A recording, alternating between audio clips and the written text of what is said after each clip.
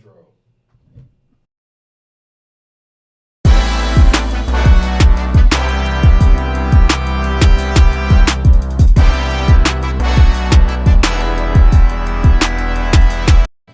And we are back. Another beautiful day at the Waterboy Show.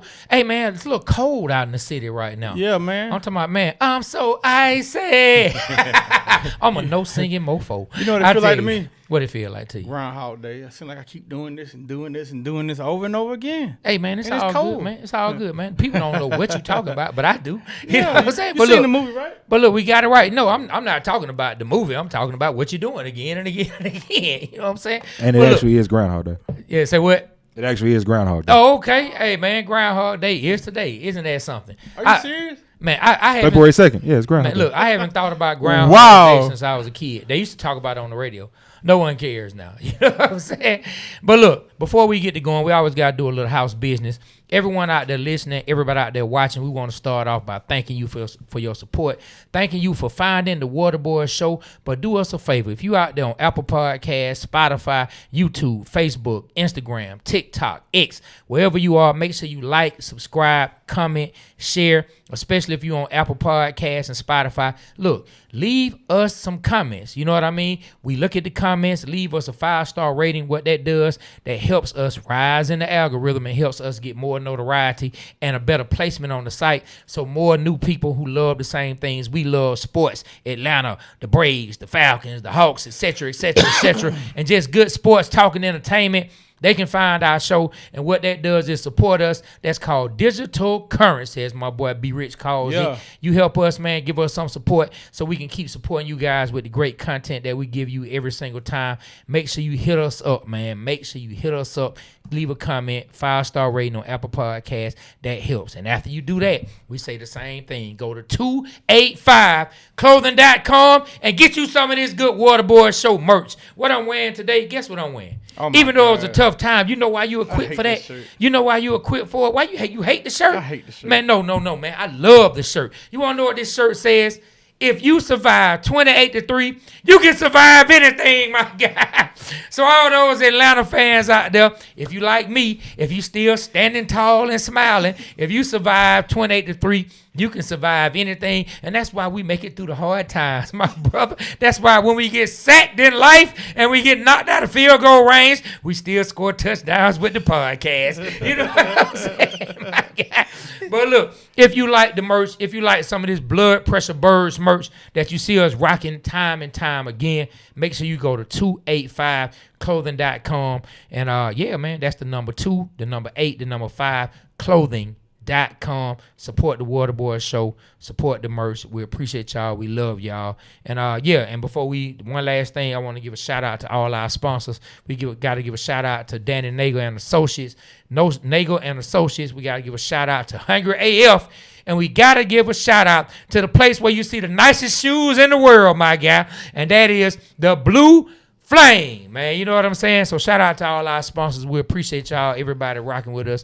Got to throw Mama E's in there as well, man. Real good cosmetics for you. So look, let's get started, man. Now that the house business is out the way, man, we got us a guest, man. Speaking of the Blue Flame, speaking of the family down at the Blue Flame, we had to bring a family member in from the Flame, right? Yes, sir. You know what I'm saying? Tell the people who you are, man, so they can know who's sitting in here rocking with the Waterboy Show today. Yes, sir. You got another Atlanta ATLian fan, born and raised ATL, going through the hard times with every last one of the teams. Yeah. But yeah, I go by Mike Cato. My dad owns a legendary Blue Flame Lounge. Been around for 30-plus years. Yeah, I had to come look up my boys, B Rich and Trey. Show love to the Water Boys podcast. It's love from the Flame to the Water Boys. We here. All right, man. Cato in the building, man. That's right, man. That was Trey. What's up? King Dez 96. It's true. If you can survive 28-3, you can do anything in my life. In life, laughing my ass off. Hey, I'm trying to tell you, man. Look what they say in New York. If you can make it in New York, you can make it anywhere. Down here, unfortunately, if you can survive 28-3, if you survived it, you can survive anything. But look, speaking of surviving, right? So the one thing that we think about is how our Falcons are surviving and gonna make it out of the depths of I'm gonna say it, the depths of hell, because sometimes it feels like that's where we are, right? Wow. That sometimes It feels that way. You know what I'm saying? But look, we headed in a good direction. But when you headed in that direction, right? But before you can take your team or before you can take your squad to a good direction, people got to have real conversations, right? Yeah. And in those conversations, people got to tell the truth, right? But guess what? I'm going to tell you something. Around the Falcons, somebody lying. Somebody got to be lying. Why you say that? Man, listen, because we heard Raheem when he was our coach. Shout out to Raheem. He got him a job with the 49ers. But when Raheem Morris was our coach, man, he alluded to the fact that the reason they run so much pistol is because they do what the quarterback is comfortable with. Then we got Zac Robinson kind of co-signing it, right? But then, on the other hand, our quarterback, shout out to MP9, a.k.a. the do-rag dude, he came out and said that he has no problem playing under center. There have never been any restrictions on what he can and cannot do and what he can accomplish from the quarterback positions, and that he is comfortable running whatever is put out there for him to run. He just runs what the plays are to him. So tell me this. Yeah. Somebody got to be lying. Somebody got to be lying. Who's lying?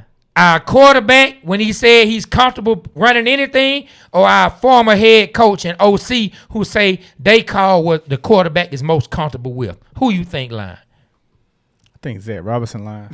Bam. I think Zac. I'm going with Zac too. Tell me why. All right, so I got a chance to watch some things over the weekend. I saw Zac Robinson do his press conference with Tampa. He just the new offensive coordinator down in Tampa. And I got a chance to see our guy, the do-rag dude, Michael Penix, on a podcast.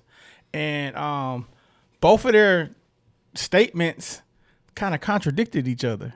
Like Zac Robinson, they asked Zac Robinson about the pistol. Where's Doug at? Where's Dollar DP at? He always say something about the pistol this, the pistol that. Ain't nothing wrong, ain't nobody. Bro, Tampa Bay's media asked him directly about the pistol. So it's got to be something going on with that thing where people don't like it.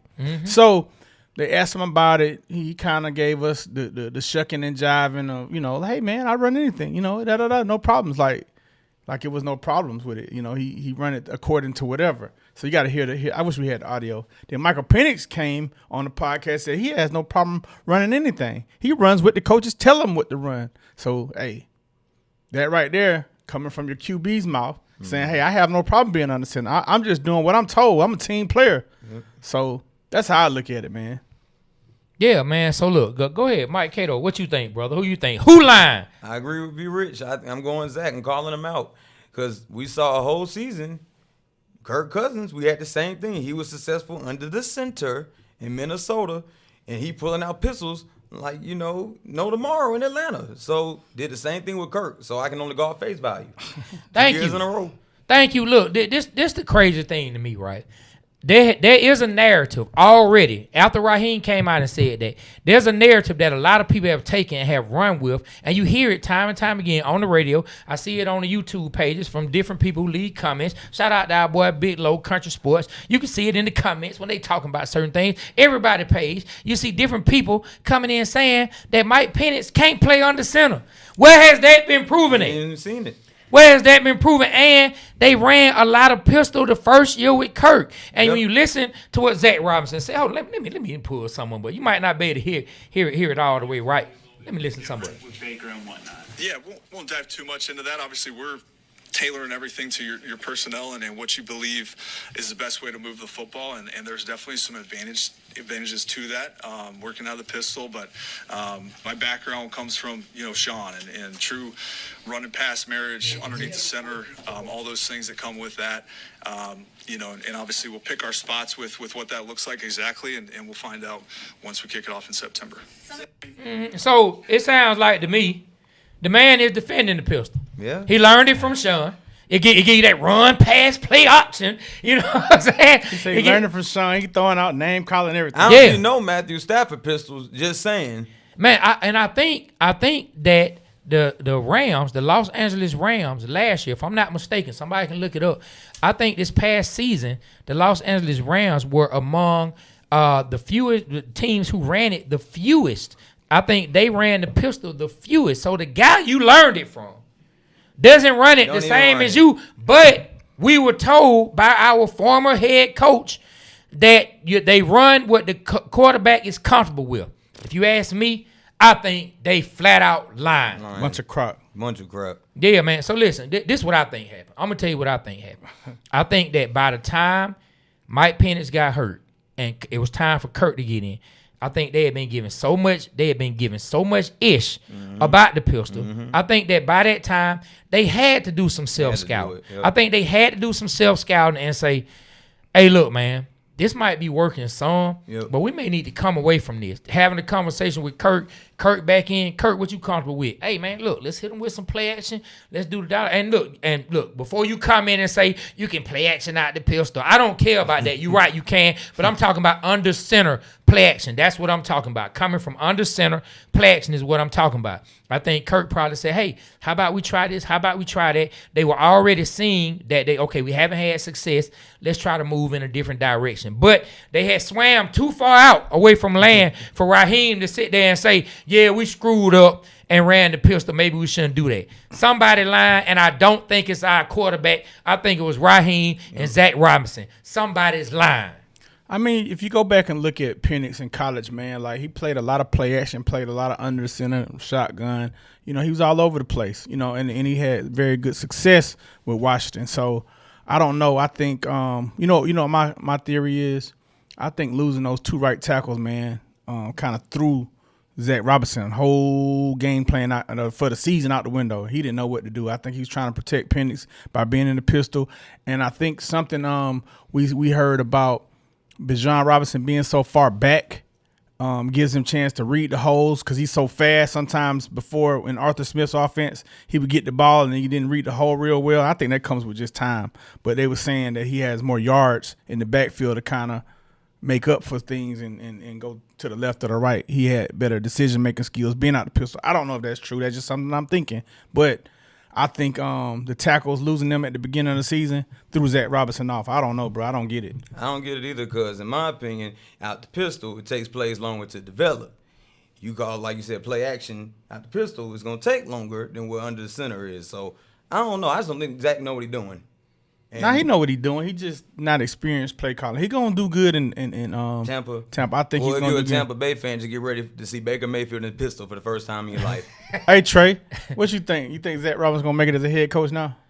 I think Zac Robinson gonna go down to Tampa and do really well because, like I said, man, how many of us been pieces of crap in one relationship just to be better in another one? I'm a prime example of that, my guy. You know what I'm saying? I'm gonna keep it real with you. Yeah, I've been around you a long time. I'm a prime example. You've done a 180, man. I'm a prime example. Hey, man, I was with my wife and we were dating. You know what I'm saying? I think I was pretty good with her at that point. We broke up, and then I was a piece of trash for an extended period of time for the woman I was in a relationship with, and another one who I was somehow, you know what I'm saying, in a relationship with. I was a piece of trash. But then I got to that point, I was like, once I got my wife back, I was like, you know what? I'm finna marry this woman, and I'm gonna be the ideal husband. No more pistol. I'm not calling no more pistol plays, and I'm married. Hey, Trey. We playing under center, and we winning championships. Hey Trey, can I tell a real life story?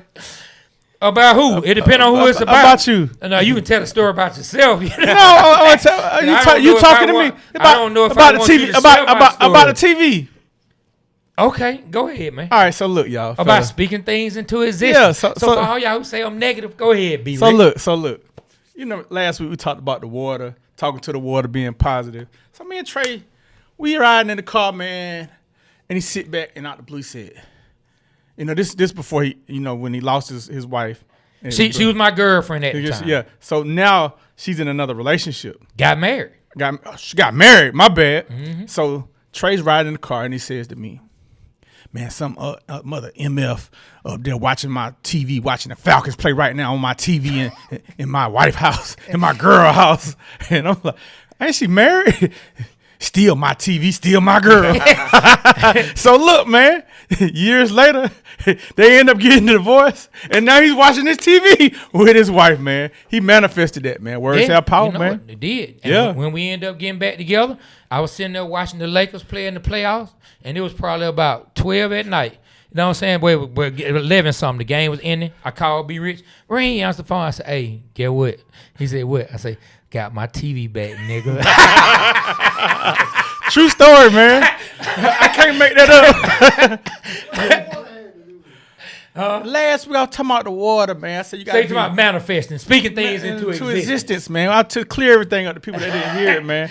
So look, if you talk positive to the water and you say, "I love you, water." Aaron, speak positive to the water. Speak positive to the water. I love you. I love you, water. We're going to talk positive to the water. To the water, B. Rick. Speak positive to the water. And the Falcons going to succeed. Look, this. I love you.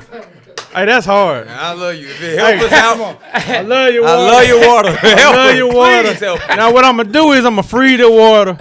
And it's going to have perfect crystals. We're not going to get this water no negative energy. But if you give it negative energy, the crystals ain't going to freeze right. They're going to be negative and bad energy. Speak positive. So I'm going to drink the water, right? Then I'm going to speak positivity throughout the microphone. Yep. And the microphone's going to be heard by the ears of Atlanta. Mm-hmm. And it's going to go into the positivity, into your neurons, throughout your body. Into your neurons? Throughout your body. And it's going to be your water that's in your body. And it's going to be manifest to the Falcons. Speak to the Go water. Falcons. It's going to be love. You hear me, Big Low? All right. Say sound like a moron. So look, hold on. And that's how we going to get the Falcons back on track. Through the Water Boys. Through Kato. Through Trey. Through Big Low. I don't know about Doug. And then we're going to celebrate. And then when the Falcons go to the playoff, we're going to celebrate at the Blue Flame. Hey, man. Chaos Kitchen. Mike's got all the ones, and we're going stupid. Let's go. That's right. Hey, listen, man. Look. So many people in the comments and told me I was negative. You know what I'm saying? F all y'all. You know what I'm hey, Trey been active on them comments, boy. He on YouTube, active like a mug. Yeah, man. You know, I decided I was gonna talk to the people, man. But shout out to everybody, man, who commented. Shout out to everybody, man, who came through and talked. So listen, we've already said it. Somebody out there lying. I think that Zac Robinson, and especially I think Raheem Morris was flat out lying. I don't think that there were any issues with Mike Penix playing under center. And if there were, I'm going to say this one last time. It doesn't matter. It's still Zac Robinson's fault. It's still Raheem Morris' fault. Because why the hell is he on the field if he can't run all the plays? That's their fault for putting a man on the field who was not ready. If he couldn't do everything that needed to be done, it's so bad for not having a quarterback competition. At the end of the day, it's y'all fault. Yeah, because they started the year off saying it's no quarterback competition. Like, hey, I believe in competition, y'all. I don't care who you are. You got to go compete. You know what I'm saying? You got to go compete, man. Like, how you not going to have your most important – you know what? I agree with you not, Trey. I'm sorry. I'm trying my brain going. They should have played him in preseason, man. Yeah. I remember I said the bubble wrap. You right. He needed to get them reps out there. He wasn't ready. He wasn't ready, bro. And I would have loved to see game one when was the tackle out then? Caleb McGarry out then? Yeah. Well, shit, we would have never known. Well, I'm gonna say this, man. We say he wasn't ready. No, he wasn't a seasoned quarterback. But this is my personal opinion. I can't pick out a game that Mike Penix lost for us.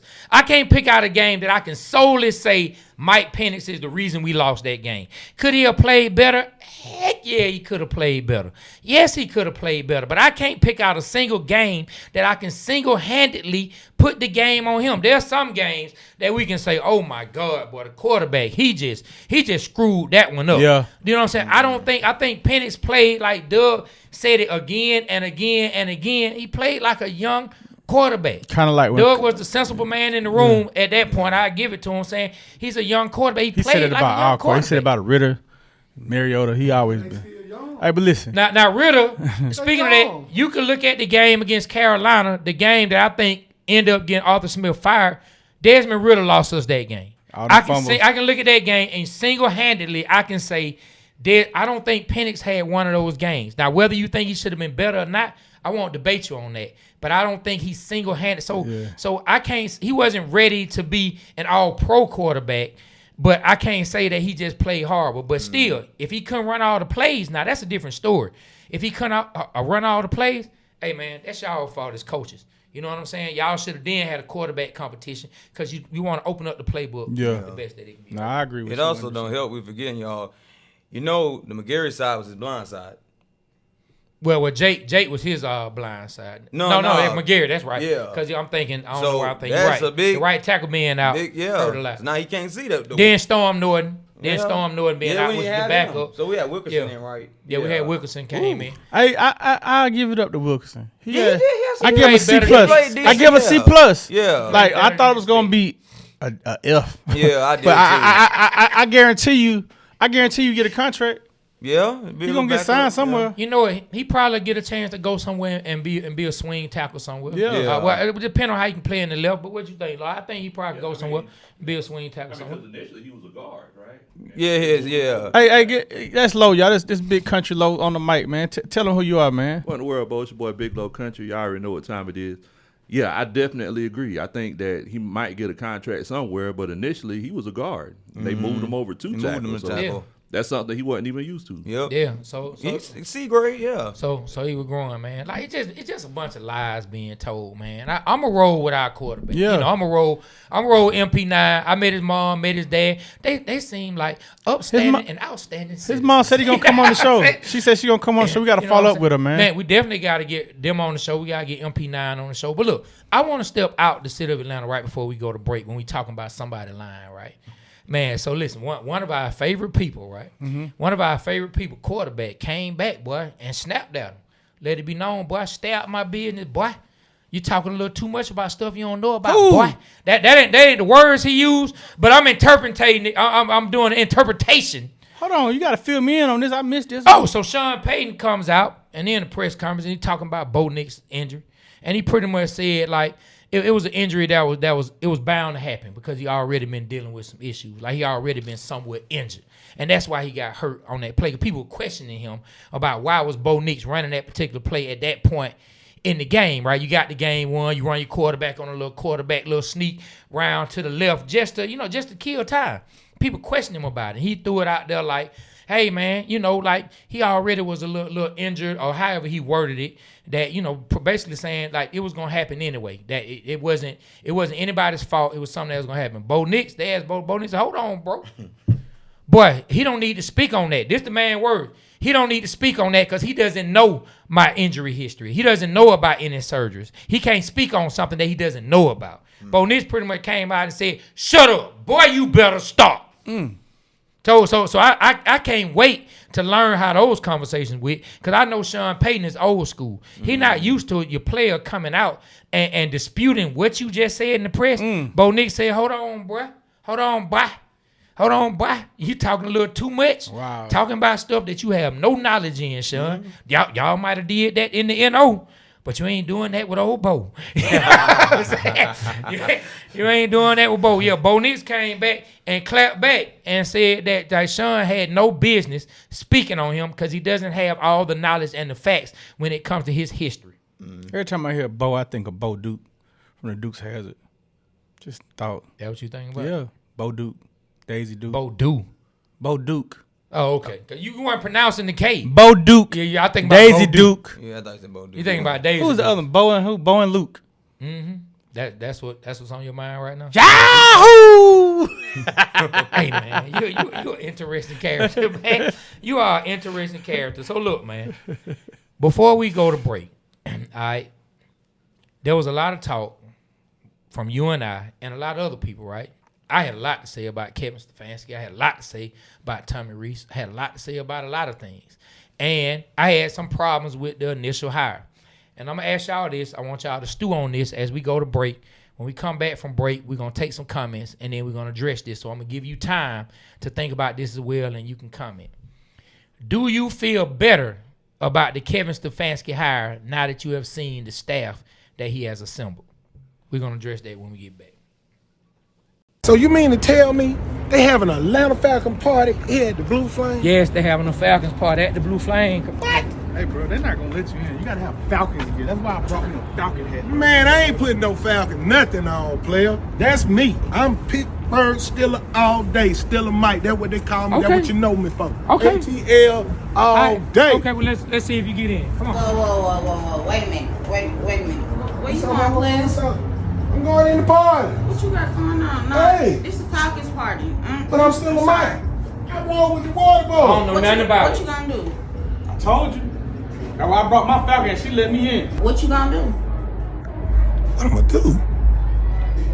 Rise up, baby, rise up. In the blue flames, chilling with my boys with the Falcons, baby. Yeah, Falcon tailgates in the flame, baby. Yeah. Rise up. Rise up. Tell them Tokyo, show Tokyo. Rise up. Oh, boy. That's a tailgate. I told you. I love the Falcons. You I told you, boy. You told me. I told you, boy. Hey, look, check this out. So, you rocking with the Falcons now? Tokyo gonna be playing with the Falcons? No. The Falcons. Go Steelers! Ready to come back in? Yeah. Hey, man, shout out to our sponsors, the Blue Flame. Shout out to Stiller Mike. We had that boy put on a Falcons jersey. Only person I know from Atlanta, well, not the only person I know, but the only person who I'm real close with, who just hates the Atlanta Falcons, man. He hate the Falcons. But look, we're going to go to some comments, but before we do, I told y'all, and I asked you guys, leave us comments on Apple Podcasts, on Spotify, holler at us. And so, I tell you, we read the comments, right? Yeah. So I want to shout out a couple comments, man. I especially want to shout out Zach's Life, man. It was their birthday. I don't know if that's a man or a woman, so I'm going to say shout out to whoever you are. Zach's Life left us a comment, asked for a birthday shout out. Their birthday was January the 31st. Happy birthday to you. Look, let's give them a round of applause for their birthday. Hey, they say sex. Like, what you think they like? Got grocery sex? And they bought that life? Nah, man, might play the saxophone. About that life. Yeah, man, because it say SAX, man. You know what I'm saying? Okay. Then we got KM Gilly. They left a comment. Then we got DCOM. They left a comment. We got a bunch more comments, but I'm going to just address those. And I wanted to make sure we took time to shout out Zach's Life. Tell them happy birthday. We hope you had a real great birthday. Hope you got you some Blood Pressure Birds merch. Because Zach's Life actually said they had just found our podcast. Say, I found you guys after your 100th episode. I'm about to go back to the beginning and watch all the way from the beginning. Thanks a lot. You know what I'm saying? So shout and look, for those of y'all that's watching that don't know, look, we over 100 episodes in. So if you want to see some episodes that you have not seen yet, some stuff you may not have heard, go back, man. We got all kind of dope conversations that we speak about. Man, we had some dope guests too, bro. Yeah, man, 100%, man. You want to run it down? Yeah, man, we had Champ Bailey, we had Roddy White, we had Lou Will, we had the mayor of Atlanta, Andre Dickens on here, John man. Abraham. Ooh, that's our boy. Had him on there twice. Willie Carter. Moe, Quincy Carter, man. That was a great interview. Yeah, we did. We had Willie Moe Always Ready. That was a good one, man. Yeah, heard. One, got a chance to hear his song, man. That I knew I heard, but I didn't hear. You know how you like hear it, don't know. I didn't know it was him. Yeah, man. Oh, Willie Moe. Well, look, had West Durham. We did, man. I just hit West up, man. Hopefully we gonna get West back real soon. You know what I'm saying? Yeah, we got Myles Garrett from Fox coming in. Oh yeah. Later on this week. We should have one of Westside Atlanta's own coming in in about a week or so. Oh yeah, that's gonna be a secret right there. Yeah, we're gonna keep that one a secret. Hey, look, man, when I seen the Myles Garrett had like one of our, you know who I thought that was? I thought that was D. Myles Garrett in Cleveland. I'm thinking it was like, whoa. They spell their names different. Man, bro, what? I don't pay attention like that. I don't. One is M-Y, one is M-I. What? What, did I say something wrong? Wait, I just was saying. I just didn't know you paid attention to Myles' first name.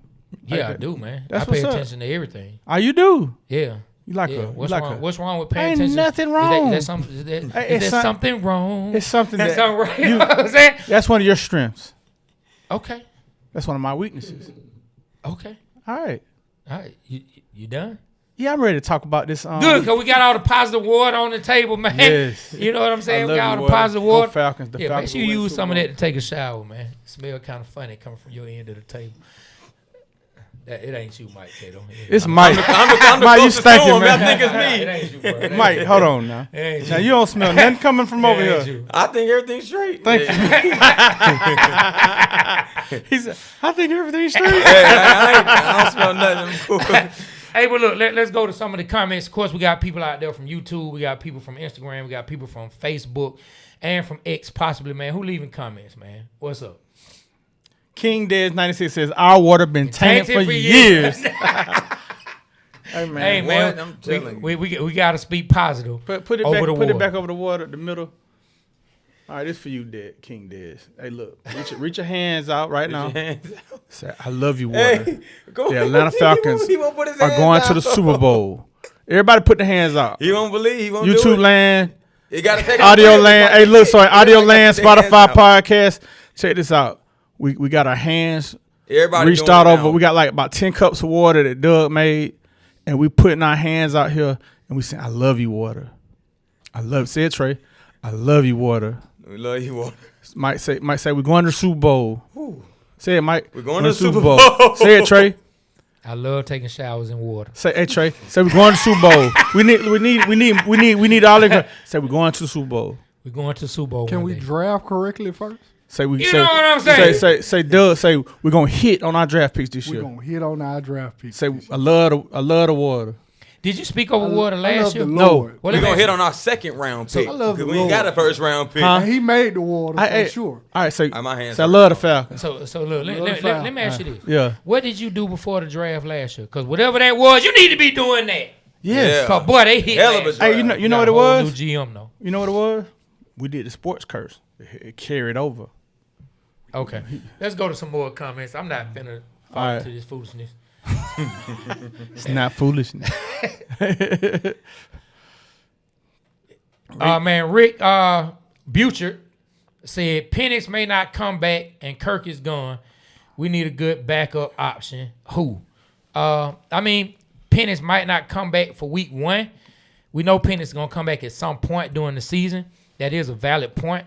What if Mike Penix? If Mike Penix is not ready to start week 1, who would you like to see the Falcons tap as their option at quarterback? Joe Flacco. Hey, so look, you know our boy Mooch over there at Falcons today, he hit me up, man, and he said, hey, man, look out for this guy right here. Let me show you who he is. Tell you who it is. You talking about Huntley from Baltimore? Malik Willis probably. Nah, he said, watch out for Tyson Baggett. He sounds Okay, okay, he a from where? college He's the quarterback. backup quarterback to Caleb Williams. He said, dude showed out in the preseason, and he said he might be coming to the Falcons because we just I signed. think Ian Cunningham might Yeah. try to bring him over. Yeah, Okay. he said, look out for that. Okay, look, man, do some research on him. Tell me when he was drafted, how long he been in the league, where he came from, stuff He like came from his college was Shepherd College. He's 6'3", 212.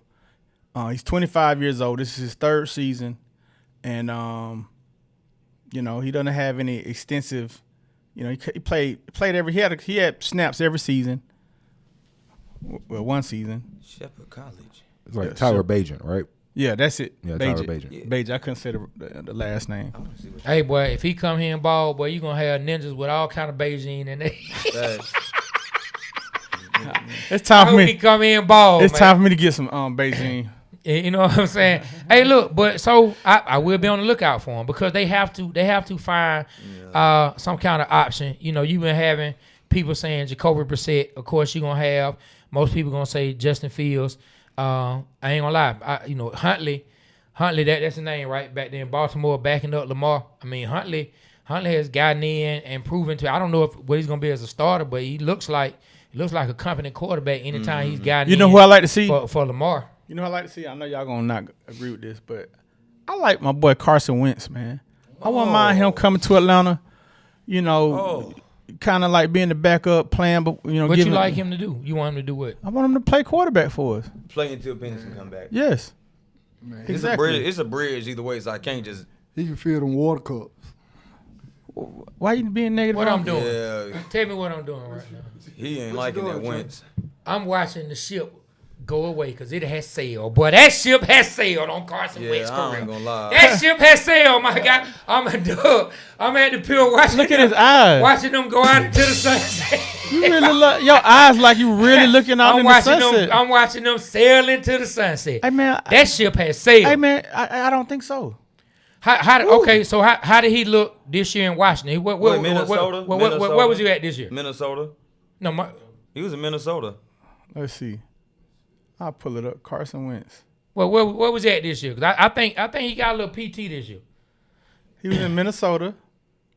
Okay. It was awful. That's how I know. Okay. There it is. Anytime I needed a fantasy defense, he had 1,200 yards, 6 touchdowns, and 5 interceptions. Quarterback rating 85.8. Well, I'm talking about, boy, that man balling. I'm saying whenever I needed a Hey fantasy man, I defense, think he could hold it down. I think he can hold it down until Penix get back. Oh, he can hold it down, all right. How much? He can hold the whole team down. I mean, it's gonna be a veteran minimum. This ain't Million, 2017. Yeah, it's not gonna cost this us. This not 2017. I mean, he was a big part of the Eagles getting to the Super Bowl in 2017, yeah. Now he was the man then. Yeah. Like Carson Wentz, listen, when he came into the league, and I don't know what happened. He ain't been right since the injury. Between that injury and then old boy, sometimes them names escape me. Old boy, Nick Foles. Nick Foles go ahead and led them those few games to the Super Bowl win. It never was the same. Yeah. Carson Wentz never was the same, Who you want, Joe Flacco? No, I definitely don't want old Joe. You know what I'm saying? Now that ship doesn't sail.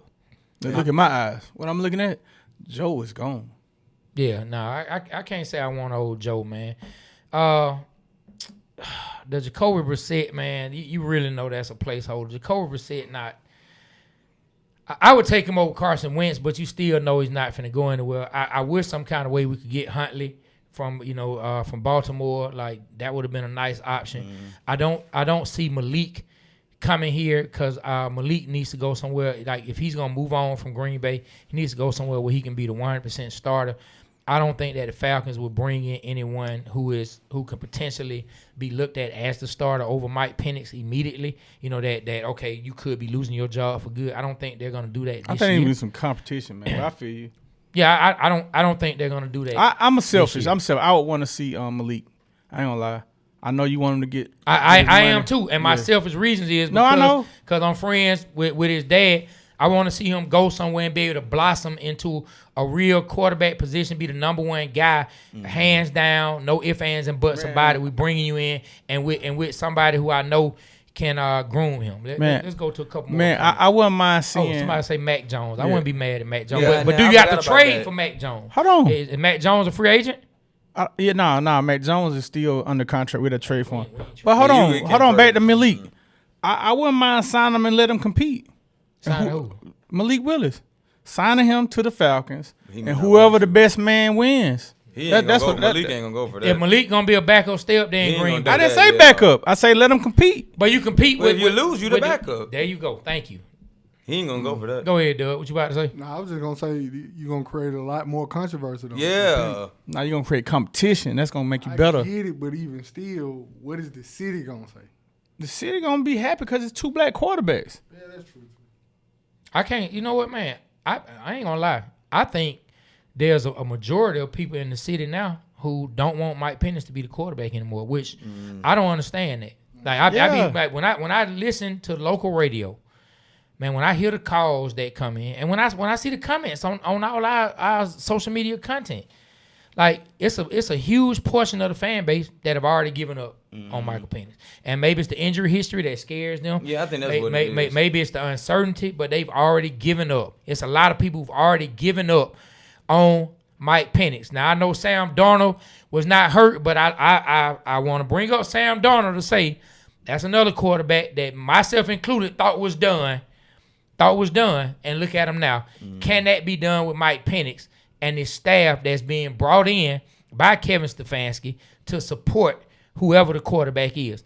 Can he be brought and groomed to the quarterback that we hoped he would be the night we drafted him? I wonder how much Stefanski believe in who, we don't even know if he believe in anybody.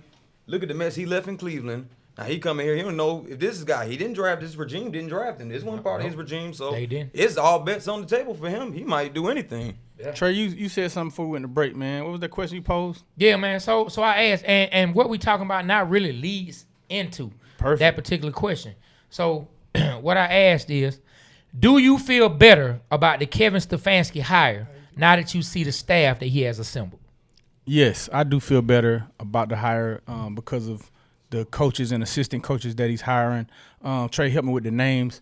I know we got Tommy Reese as the offensive coordinator. We end up getting an assistant offensive coordinator. Yeah, so you got Tommy Reese. We brought him in. Then you got Tanner Engstrand. I don't know if I screwed his name up. We got T.E. You know what I'm saying? We'll just call him T.E. E.T. You know what I'm saying? T.E. backwards. Hey, man, we'll just call him that.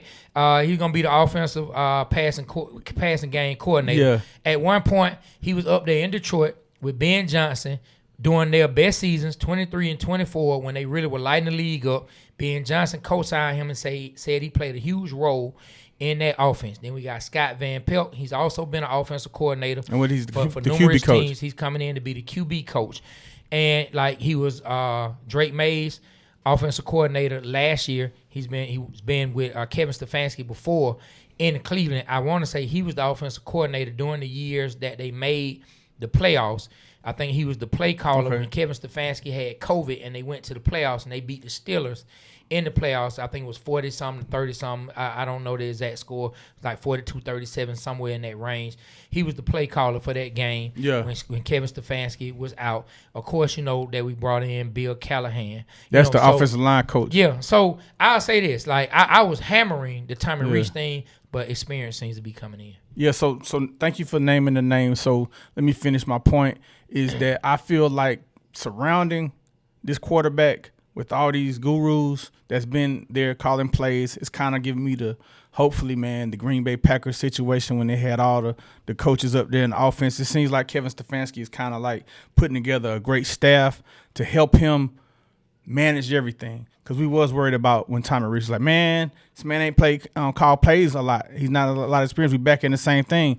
But the difference is our coaches, the offensive coordinator, was called plays, and now the people he's surrounding him have called plays. So one thing to Penix's point, you know, like once he played those 3 games at the end of the year, his rookie season, you know, he left his play on tape. And I think a lot of teams saw what he did good, took it away. And I think Zac Robinson didn't have enough help to teach Penix, hey, man, they're taking this away. You got to do this. You got to do that. So, like, they took the deep ball away. He had to become accurate on the mid-level plays, and he wasn't. I think these guys are going to help him fix the problems he was going through when they took away the strengths that he had.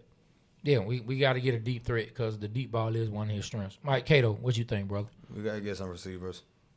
Like, plain and simple. Even when Penix does come back, when he was in Washington, he had Doomsday, he had McMillan, he had some of the best, receivers in college. He did. Like, and I think kind of like, I'm not trying to say he is another this quarterback, but he kind of remind me of Tua. And what I mean by it, lefty, like the deep ball, got a rocket arm, but we don't have a Tyreek Hill. We don't have a Waddle. I think with the same weapons Tua would have, Penix could be better than that. We got to get him some receivers, man. I agree. What Do you feel think? good about the hire? staff? About the staff? I was kind of mixed. I think you told me to be rich. You said you was mixed on it when we was on the phone that time. We said we was mixed. When we hired him, I was pissed. Yeah, I remember you did too. Yeah, I was upset. To answer the question, I was mixed. I'm coming around to it, like y'all said, because I like the Cunningham. These had his O-line coach. No, Ian Cunningham is the OC. No, yeah, the GM. What's the I'm all Callahan? over the place. Callahan is the offensive line coach. They said Callahan, he's heralded as like the best, if I'm not mistaken, in the league at that position. So he's been doing it for a long time. He's been a head coach also. And I do know that one thing Stefanski will do is get a damn good O-line, because the Cleveland Browns had the best O-line almost every year. We got the best running back. We got a better receiver than what they had. I think we got some weapons for him. So I'm going to give it a chance. I feel, to answer the question, I feel better about it. So how do I feel now that we've assembled this staff? I'm starting to see what Kevin Stefanski sold Matt Ryan and Arthur Blank on. Oh, wow. In the press conference. He sold them on experience. Listen, you have a quarterback who needs grooming. I can get a staff together with this amount of experience that can help teach him the things he needs to learn. Anywhere I can't teach at all times, I will have someone around him who can teach him how to play the game, how to play the quarterback position, what's needed from the quarterback position. So I like what I'm seeing. I do. I like what I'm seeing.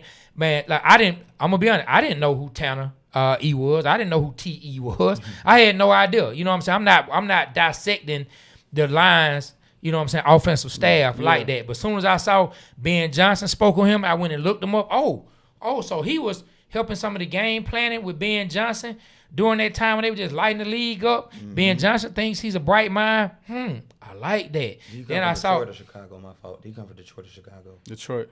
Okay. Yeah. He was with him when he was in Detroit. Okay. You know what I'm saying? So then I think last year, so Last year, or this season, he was with the Jets. Okay. T went over to the Jets. Ben Johnson went to the Bears. It would have been nice if he was still with him in the Bears. He won't have that hiccup with the Jets. But I won't hold that against him. Yeah. I won't hold that against him. They had all kind of crazy things going on. But then you got Scott Van Pelt, years of experience. You know what I'm saying? He's got a lot of experience. He's been a play caller. The couple years that Kevin Stefanski did make the playoffs, I mean, he was the play caller. So I can't be mad at that. You know what I'm saying? Like, he did. I can't take that off the man's resume. He did make the playoffs. Making the playoffs is something the Falcons haven't done. As a Falcon fan, I would love to just be able to start there and just see what we can make happen. So I like that hire. And then I never was against the Bill Callahan hire. I love Bill Callahan. I mean, he's been a coach, been a head coach before. He's helped the team get almost to the promised land. You know what I'm saying? They didn't finish it, but he's been a coach. He knows what to do as far as head coaching. He knows he's another place and a well of knowledge for Kevin Stefanski to come from. Now, Tommy Rees, I was not excited about that because Alabama fans have disliked him as an OC. Cleveland fans were not happy with him as an OC. But not only is Mike Penix being surrounded by experience, Tommy Rees also is now being surrounded by experience that probably would have served Zac Robinson well during his stint here as a play caller. Let's hope that it serves Tommy Rees well. I like that. I like how it's going. And like you say, the one consistent that I think everybody in this room feels good about is Matt Ryan.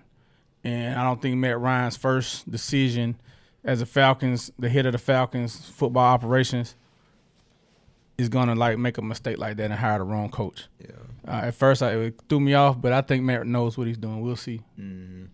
Yeah, man. So like Lowe sent me just a list, man, of all the coaches, man. Of course, we talked about quarterback coach Alex Van Pelt, passing game coordinator Tanner E, running backs coach Michael Petrie, wide receiver coach Robert Prince, tight ends coach Kevin Koger.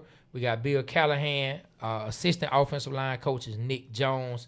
Offensive assistant Michael Bearden. You know what I mean? And so, the years of experience. I mean, in this list, you got all the way from 11 years of experience to as high as 48 years of experience in the league on just that list of offensive coaches right there. And if you don't know, we did keep Jeff Ulbrich as our defensive coordinator, so I feel good about that. I feel like we're going into the season, man, with some good coaches. Look, they give me a lot of rope. So look, let me ask y'all this: what do y'all think of our GM hire? How do you feel about Ian Cunningham being hired as our new GM? Excellent. I mean, I don't know much about it. I know that he was Matt Ryan's guard when they played together. No, his friend was the guy. The guy who was the GM in Chicago. And Ian Cunningham worked under him. That's why they say the connection. Okay. He spoke up to Matt about Ian. I don't know. We'll see. We'll see. They said I don't know. Bears era, the GM era, about a lot of the drafts. They drafted Loveland, the tight end. They drafted Adunze. They drafted Darnell Wright, the right tackle. And they said that he was in Buddy ear. Like, they kind of was in cahoots. Like, if you was GM, Ian's you.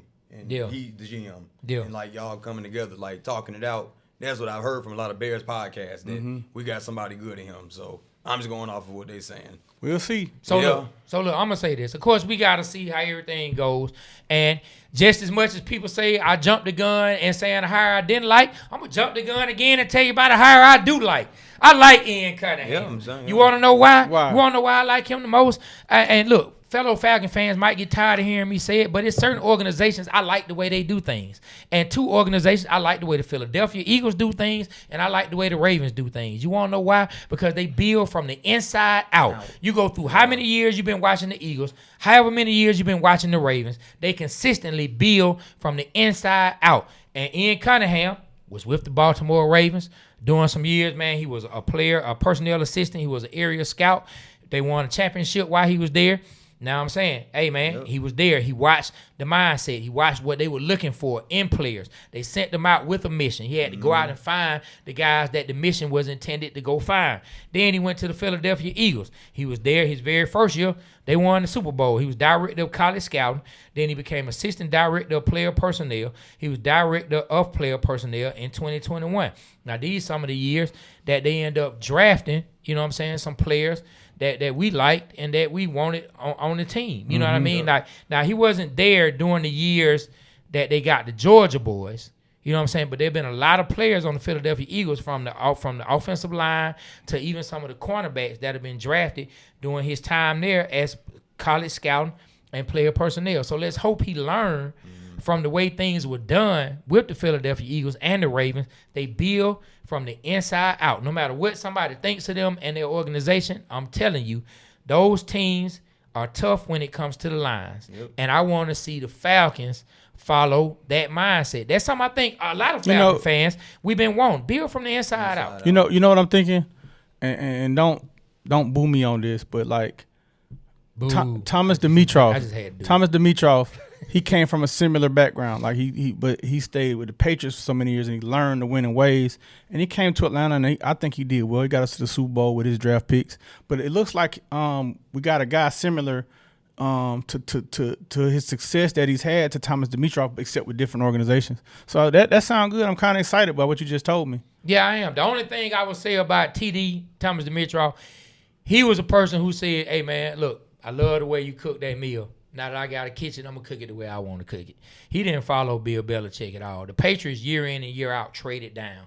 Like, you will see them every year. They find a way to trade down. Get more picks. TD said, you know what? Before Les Snead, F them picks. That's where Les Snead learned it from. Except Les Snead waited to a more calculated time to pull the trigger on it, and he pulled it for a quarterback. But, hey, we got Hall of Famer Julio Jones. Yeah. You know what I'm saying? So it's all good, man. Look, let's read a couple more comments. And then we're going to switch gears from the NFL. But shout out to Ian Cunningham, man. Yeah, shout out. I thank you for educating me on that. I like that. Well, boy, Jeff Wyatt say, I'm a season tickets holder. The other season ticket holders don't like Penix. Cool A. Quelly said Matt jumping off the top rope with his first impression. I'm optimistic about this season. Okay.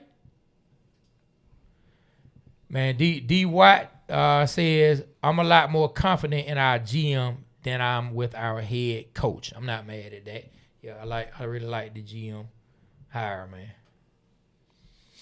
J. Mayer say, that's the problem. We need to stop listening to the city when it comes to football. All these MFers want to bring up is culture. Got us losing. We need winners, even if that's outside our so-called culture. Hey, man, I think Doug be making up stuff in his head, bro, because he be saying I say stuff I've never said. Like, when you read that, he pointed at me. I never said I want. It's just you be swag surfing right when the city started. I want the Falcons to win no matter what. Hey, bro. I can see you through the phone. Hey, we always happy when Kirk Cousins was winning and everybody was swag surfing. That felt good, but I wasn't caring about no culture. No, we was winning. They get to the playoff. Okay, but I tell you what we didn't like. I tell you what me and Trey didn't like was when Kirk Cousins said we walk in your trap and we take over your trap. I ain't like that. No, I didn't like that. That's some culture stuff. I mean, that what happened when that what you like. When you start. That what you like. Stuff. Why? Why would I? Ain't you the Pimp Squad clique? What that got to do with it? Yeah.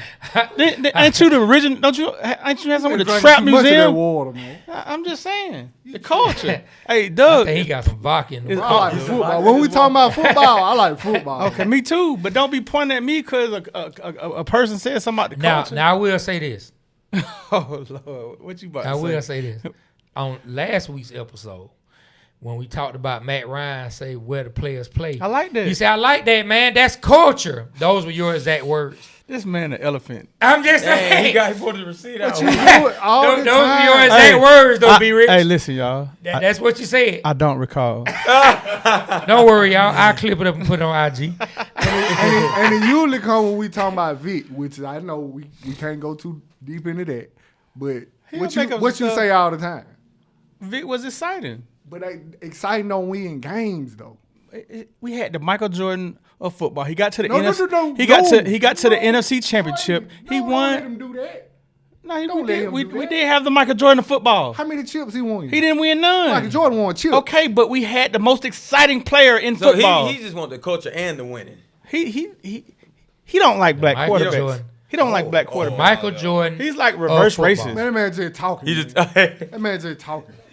I like quarterbacks. Do you like that's Lamar successful. Jackson? that's successful. He all right. He done grown on me. For He sure. all right. He done grown on me. He Two-time has. MVP. I like Pat Mahomes. I like Pat Mahomes is Russell mixed. Wilson. I like a few black quarterbacks. Would you like I Cam? like that. Cam? No, he didn't like Cam. Cam, I mean, See, he Too didn't much like of I'm a a showman. Georgia fan, so off the rip, I ain't like Cam. Oh, because of Auburn. Yeah.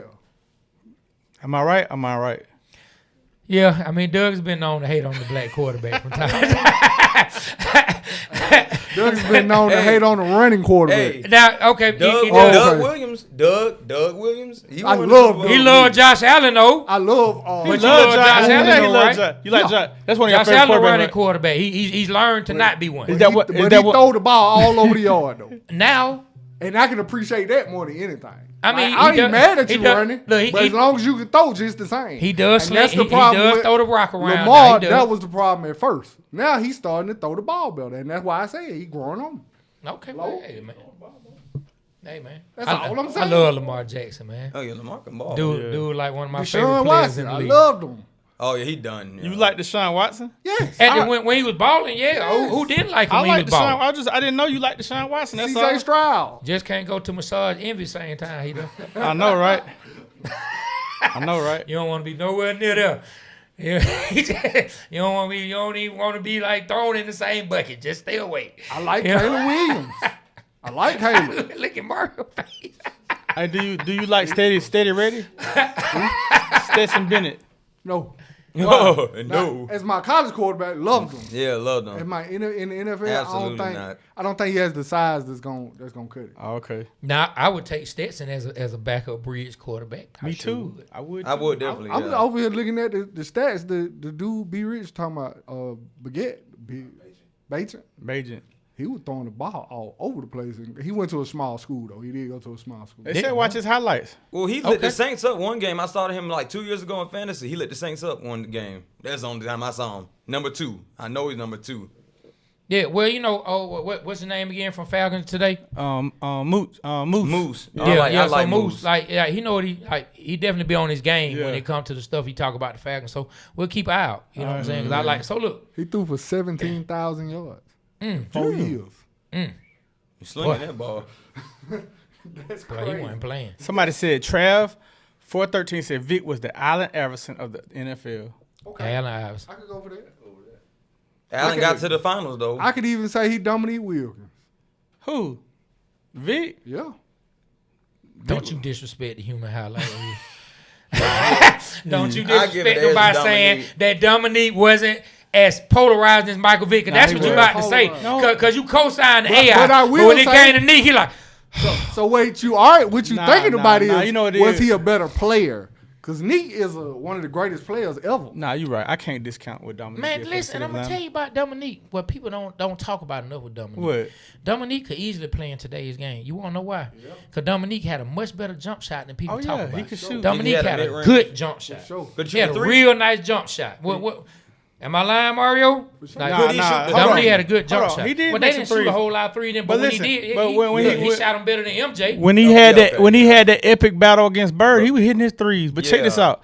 Before I met Dominique, I used to live in Denver for a couple years, and I went to a Hawks game in Denver, and I just remember watching him warm up. And he hit 10 threes in a row watching him. I was like, damn, Dominique can shoot the three. He hit 10 threes in a row. Maybe We he watching chose him. not to shoot it.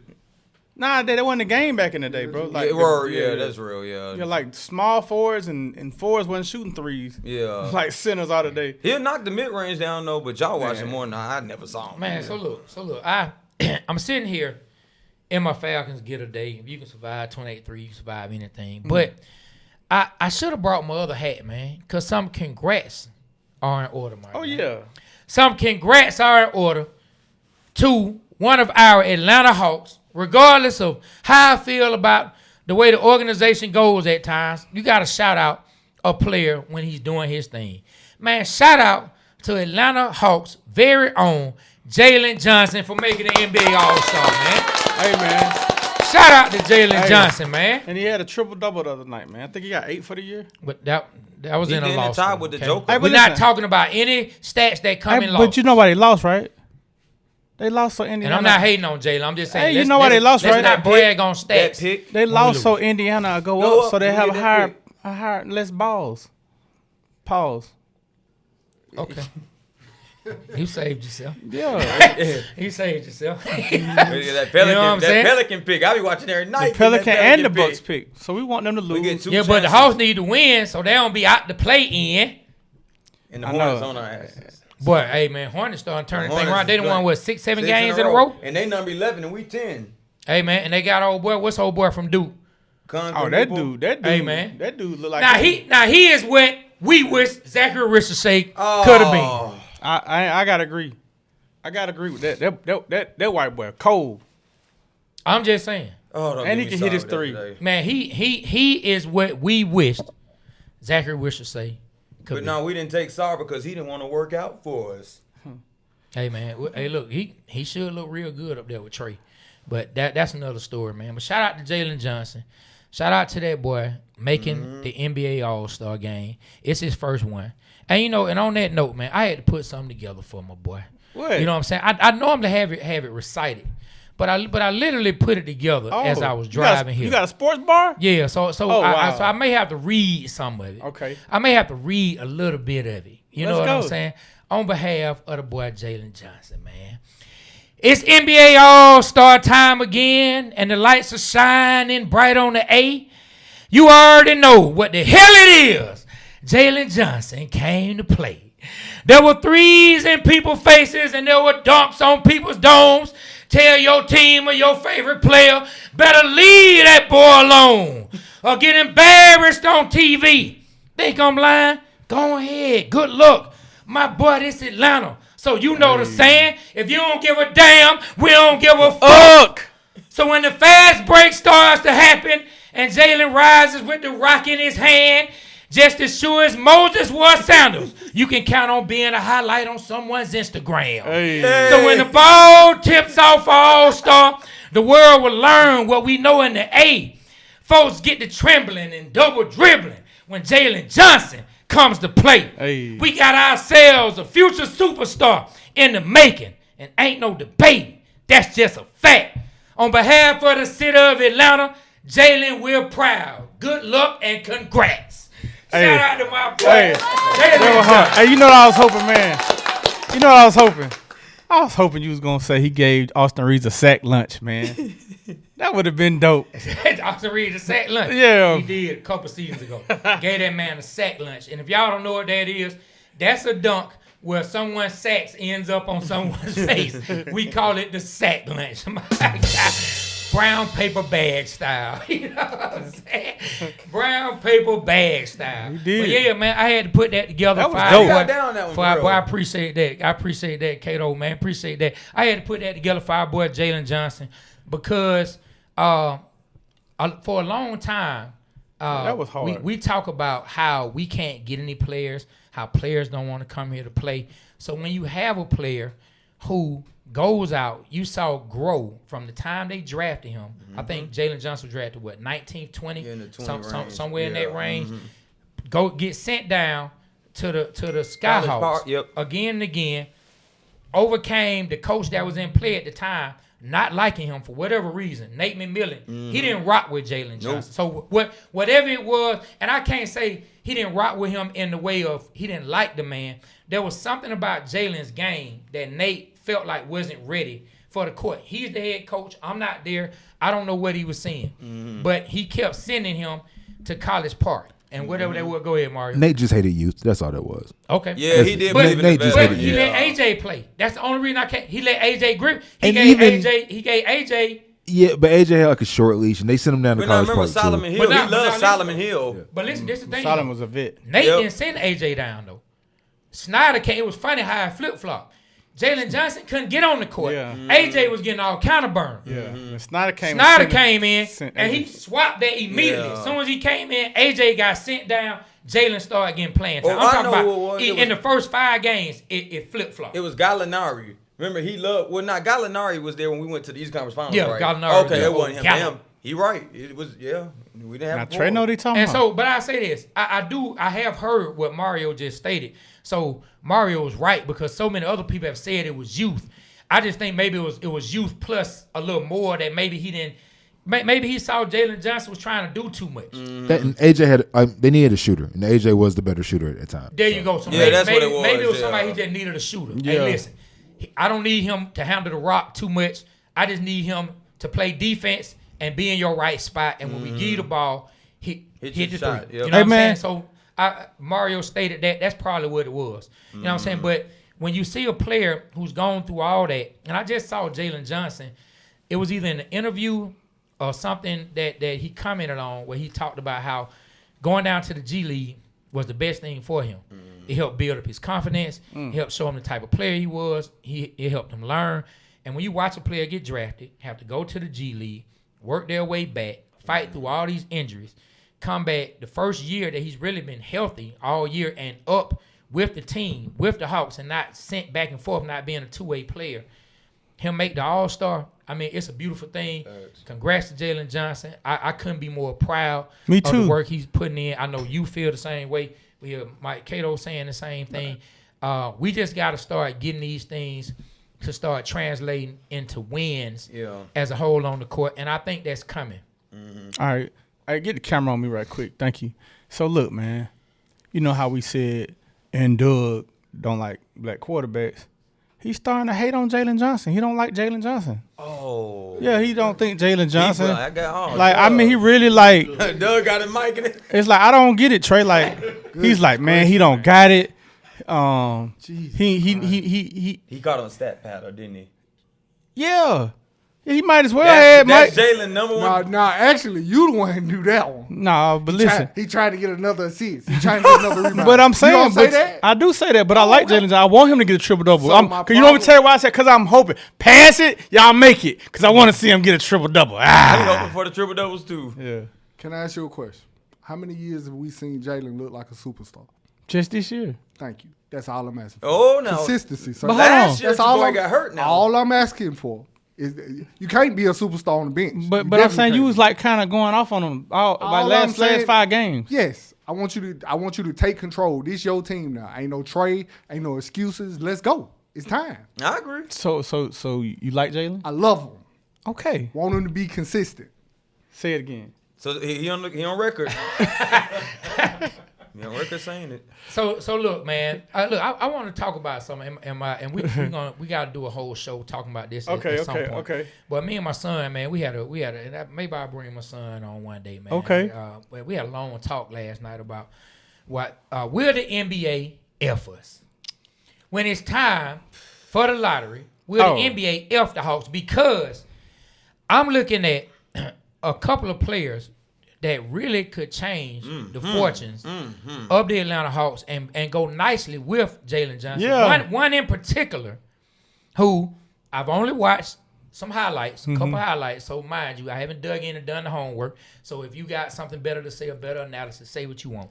But our Atlanta Hawks this past Saturday took the entire front office staff, including owner Tony Ressler, flew up to Kansas, landed the plane, and went to see Kansas and BYU. Now, this was reported right before the game by the reporter who was talking from the sideline at the Kansas and BYU game. Now, why did they take the entire front office?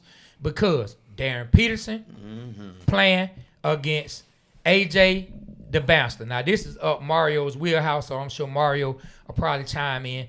But they played, and I'm telling you, dog, like, man, my son, he's in love with Darren Peterson, man. The kid, 6'6", like, when healthy. I think some people forgot about him in the first few months because he was hurt. Definitely, yep. But, man, when you look at him, be rich, you got to go watch him. When I'm talking about he hits the three, he can pass. When I'm talking about smooth into the basket, boy, and he will yoke the basketball right in your face. Like, man, he could easily be a 2-guard. I don't know if they would bring him in and try to be the point. The guy on the broadcast called him a 2, but I'm telling you, man, this Darren Peterson kid, and I like the Bouncer. I'm telling you, man, this could change fortunes. Hey, look, So check it out. Go ahead, Mario. Nah, go ahead, B. I got you. I'm coming right behind you. If y'all didn't know, man, a lot of people didn't know about what's coming up in the draft. We got the New Orleans Pelicans draft pick, and it's the better two of the Bucks in New Orleans, and they're going to be lottery picks. Mm-hmm. So as an NBA, they have it in like the lottery ball. A lottery ball, and you never know what you're going to get. They're I don't know, like you said, they're saying the Hawks are going to be a top pick. The top. So I want to go over some of the picks after Mario chimes in of how they rated on the draft. Go ahead. Top 5. Go ahead, Mario. So the game was crazy. So we started calling it the 2026 NBA Draft Invitational because 17 teams sent their front offices there. There you go. So during the game, they started to show all the GMs, and they showed Sam Presti. And I thought the funniest thing was Sam Presti got a name graphic, right? So Sam Presti is the GM of the OKC Thunder, right? Sitting next to him was Tony Wrestler. So Hawks owner Tony Wrestler was sitting next to Sam Presti, which was funny to me because I'm like, this dude owns a whole basketball team, but he don't get no name graphic. But neither here nor there. But the fact that Tony Wrestler is sitting, and they're literally on the Kansas bench, damn near. Like, so they're sitting next to like the last assistant on the bench, and I'm thinking to myself, I wonder if he's actually asking Sam Presti what he thinks. Which to me is kind of cool, but it also kind of makes me feel like, all right, we've been here. We know how this front office moves. I'm worried they're going to find a way to mess this up. I'm going to keep it a buck. I'm going to keep it a buck. Now, I'm going to tell you like this. They're going to find a way to mess this up. I'm going to tell you like this. I like Ansi. Okay. No, Ansi don't sound nothing like how he look. I know that. He like DJ Smalls. It's very, yeah. But listen. Talk, you won't know it's him. Exactly. And listen, I like what he's doing. He seems like he's not panicking and trading all our picks for Giannis or Anthony Davis. It feels good. He has a plan. I had a chance to hear him on 92.9 The Game talking, and he was very patient. And it's my first time hearing him. I like listening to that too. Yeah, I like his mindset on that. Don't fall for optionality. No, don't fall for optionality. I'm over optionality because that's not his plan. Like that's been going on since Landry Fields. Yeah, like I'm over. Yeah, but optionality. I honestly hasn't done anything wrong. He traded Trae Young. Run down these players. Man. Okay, I want to hear these players. Man. All right, so they got Indiana Pacers picking number 1, the guy you just said, Darren Patterson. They have Sacramento Kings picking number 2, the AJ guy. They got the Hawks draft over there. They got the Hawks picking number 3. No, Caleb Wilson. They got Cameron Boozer. They're saying we're gonna pick him power forward center. Oh. And then they got Washington Wizards picking Caleb Wilson at power forward center. And then Utah Jazz picking Kingston Flemings, point guard from Houston. That boy can play. Yep. And then Brooklyn Nets, Michael Brown Jr., point guard for Louisville. Yeah. So, and these are all freshmen. So look, my well, I ain't gonna say the draft though. I guess my thing is this. I think the Boozer kid is gonna be a baller in the NBA, right? Mm-hmm. I mean, like a pedigree. You know what I'm saying? Like, man, his dad could play. I think he's gonna be able to play. Mm-hmm. We just don't need Boozer. And now Mario has ties to Caleb Wilson. Mario can maybe give me more information on why he think Caleb would be a good fit.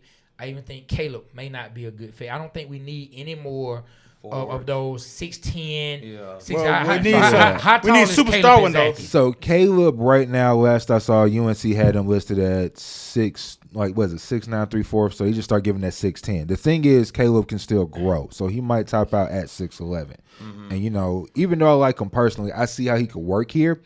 And that's the thing, Trey, because Christian Coloco got here, and Christian Coloco looks like, the savior of the Hawks right now. That man like pure doodle, man. No, bro. Clearly, he no. Nah, bro, he looks awful, bro. That man stumbling and fumbling. Hey, bro. So why does he look like dude? Hold on, let me ask the question. Why does he look like dude? Because every time he gets the ball, he can't finish around the rim. Bro, he gets his shot blocked. He got like 3 blocks the other night, bro. Yeah. Like, he's going up. He's not taking it strong. I mean, he had a couple good games where he hit some points, man, but he's not consistent. He's fumbling and stumbling, bro. I don't like that, bro. Catch the ball he need to get more confident with his, man. Like, that's what I don't like. Now, I know what Mario's talking about. He came through, hit some points, had like 10 points one game, 15 points another game, but it's not the points. It's the rim protection. And, okay, the points are there, but he literally has the second highest plus-minus on the team and has been here for 5 games. That's true, but on offense, though, his, like, when he rolls, you ain't worried about defending him. Yeah, he's not good under the basket, Mario. But maybe rim protection is what you're talking about. His offense, he frustrates me like MF, man. I ain't gonna lie. Seriously. But I can see, like, I mean, he's 25 years old, young. Young. The Lakers just let him go. So why is he the savior, Mario? I mean, notice that the winning started to come back once we had a reliable big. And that's been the problem. Like, Kristaps Porzingis got hurt. The offense went, defense tanked. What his issue is. It's POTS. Basically, he has an illness that affects his blood pressure. And Fowley Dante was out for the season. So you bring in 7'3" and 6'11". Both those guys get hurt. Your next tallest guy. The thing is, O is listed as 6'10". O is probably 6'8.5", realistically. You can't have that really protecting the paint. Plus, he's not a rim protector. Plus, they use him on the switch. How is he supposed to guard basket and be up on the roll at the same time? It ain't possible. Trade. So you needed somebody to sit back in the drop and work. But he knew what it was, though. When you traded, or not traded, did we sign a trade? What we do with Porzingis? No, we just brought him in. It was a trade for him. Okay. We traded for Porzingis? Yeah, so the thing is, we moved off of two bad. Well, they weren't. Like we moved off of George of the Jungle name. George Niang. Yeah, we moved off Georges Niang and Terrence Mann. We moved off of both of those contracts. So, yeah. But I don't have. Hold on, real quick. I do want to say this. Trey, I disagree, man, with Carlos Boozer and Caleb Wilson. They both play power forward center. That's what they slated at. Hey, if we're getting a superstar at that position that they quote unquote saying a generational type guy, I don't see that on the Hawks with Big O. I'm gonna run it down. Why I don't think. And I mean, they first got to be a superstar, but you got Big O and you have Asa. You got Asa Newell. Asa power forward. They play in the power forward on center almost position like that. He's slated to be in that role. But I think these guys are better than those two guys. I don't know until they hit the court. More of a 6'9". I mean, listen, Big O was a top 10 pick, so we can't say these guys are better. Like they may be heralded freshmen, but I don't know until they hit the court. I mean, bro, from what you heard the same interview that I heard. Well, honestly, they said it's the best draft in decades. Dog, you know they say it's deep. Okay, but I ain't heard that a lot. I heard when Wimbiana was there. They're saying it's deep. It has to play out on. I agree, but I've never heard, like, last year's draft, they ain't talk about this like that. It's like, man, and we got the number one pick. But it has to play out on the court. I'm just looking at it from the perspective of, can we fill a role we don't have? Can we get a star player in a role we don't have? Like Darren from Kansas. That's what we don't have that on our roster. Got you. Like, so you look at it could be a little taller and a younger C.J. McCollum. Okay. If we had C.J. McCollum, he was younger. And I'm not, please don't try to debate me about who's better. I'm just saying somebody who can go get a bucket when you need a bucket. You know what I'm saying? Like, we don't have a young guy 6'6" right now who can handle the rock, who can shoot the three, who can pass. I got to watch, see what his defense is. But, man, he can score outside. He can score inside. I got to watch him. Solid defender. Rich, what was frustrating me, though, when we talked on the phone, though, was I told you we wouldn't be in this mess if they would have took Sarr. We wouldn't be talking about needing no center right now. Okay, my guy, Mario, he says Sarr is pretty much like a joke. You don't like him? Sarr been balling. Oh. No, I mean, at best, that's Amari Stoudemire at best. Which is, I mean, it'll work. True, but at the same time. I'll take that. But that's what I'm saying. Like, I'm not even talking about prime Amari Stoudemire. Like, at best, he's like, that's what I'm saying. It's like, so you don't like, but you don't like his rim protection, though? I mean, it's really not that great. Like, honestly, his rim protection is probably the worst part of his game. It's just, he's just tall. Seriously, he's just tall. Dang. Like, I don't trust I respect it. I don't really watch Washington, but on paper, on the numbers be looking good, but the numbers don't tell the whole story. Right, and if you look at, like, next to those numbers is two numbers, and they always have the less number than the other team. Like, that's my thing. Like, it's he doesn't contribute to winning. So Washington is Washington, though. Good God. No, fair. That's true. They ain't never won 50 games in nobody lifetime in this room. So look, I look at it like this: when it comes to AJ, the bouncer, that's somebody who can immediately slide into the three, where they thought they were gonna get a player in Zach, and if Zach is just young and he's not ready, time to grow and can be the backup. Yeah. And you know what I'm saying? And be in the rotation. But you got somebody who immediately, a taller player who how tall is AJ? Like 6'9", 6'10"? They got him listed at 6'8". I really think he'll top out at 6'9", maybe 6'10". You get him in there already playing the three. Now, mind you, he didn't have the greatest game in that Kansas versus BYU He struggled game. in that first half. The whole world was watching. He didn't score until like, I think it was 7 minutes left in the, either 7 minutes passed before he scored, or there was 7 minutes left in the first half before he finished finally with scored. I think 5 or 7 points in the first half. Yeah, he finished with 7 points in the first half. Finished with 17 in the whole game. But still, when you watch some of the ways he did score, and you can see Kansas was honing in on him. They were making sure he didn't get off. Now Darren, man, hey man. Oh, he's sure. Oh man, he's sure thing. So that's why I was saying. So look, if we get the Boozer kid, if we get Caleb Wilson, even the point guard from Houston, I gotta watch him. I hear great things about him. How tall is he? How tall is the point guard? Like 6'3". He's like I think he's 6'3" listed. I'll take that, dog. We've had a 5'11" point guard, 6 foot point guard for the last few years. So if he's a true 6'3", we get a little more size back out there on the court. And then the thing about Houston guys, you're not gonna play for Kelvin Johnson and not play defense. So that is very true. Yeah. Well, Kevin Sampson, I'm sipping. Yeah. Kevin Sampson. Yeah, he had 40 the other day. Hey man, so that's the way I'm looking at it. I feel you though, B Rich. If one of these guys can be a superstar, then that's gonna be something. But I'm like, can we get something on the court that we don't have to fill a role that we don't have? No, I agree. Because I like Big O. I like Asa. I like Asa. I'm finna watch the Darren Peterson guy. I'm making my thing. And we need a 7-footer. So if that first pick can be one of these guys, and then that second pick, if they can find, like I'm just saying, if they have to get all these guys in the draft, if they can find that 7-footer somewhere later on, because if it's as deep as it is, I don't see many 7-footers being slated in the beginning. I don't see no big man. You know what I'm saying? So if it's a big man, they could get later. Hey, we got a pick from Boston at number 21 in this. Well, they slated to be 21. They're saying we're going after Cameron Carr, shooting guard Baylor. Is he good? He's averaging solid. Like 20 points a game. 5 rebounds. We've had that before. Trey, we had a good show today, man. Yeah, we did. Look, I want to go to one comment before. All right. And I want to ask my man, he might not still be on. If somebody left a comment and said comparing Dominique to Vic. I got you. Give me a second. I got you. Was disrespectful. I want to know why. Simply Rael said. I feel like comparing Neek to Vic is disrespectful. I would love that. That's a female.